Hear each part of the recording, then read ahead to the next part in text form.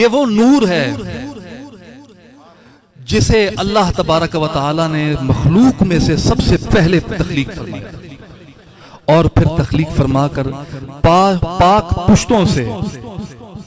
पाक सुल्बों से वो मुंतकिल होता हुआ उस वक्त तक उस मदीना, उस मक्का मुकर्रमा की पाक सरजमीन पर वो जलवागर हुआ और आफताब रिसालत ने इस दुनियाए फानी में और इस जुल्मत कदा आलम में जब आंख खोली तो इसकी तमाम तर जुल्मतों को, अंधेरों को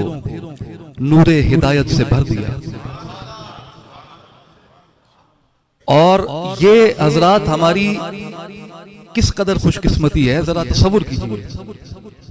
कि अल्लाह तबारक व तआला ने वो हबीब जो अल्लाह ताला का हबीब है वो अल्लाह ताला ने हमें अता किया और हमें उनका उम्मती बनाया है। लिहाजा हुजूर के साथ अपने ताल्लुक को पुख्ता कर लो,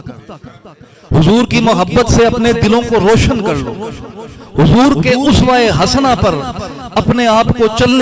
चलाने की कोशिश करो।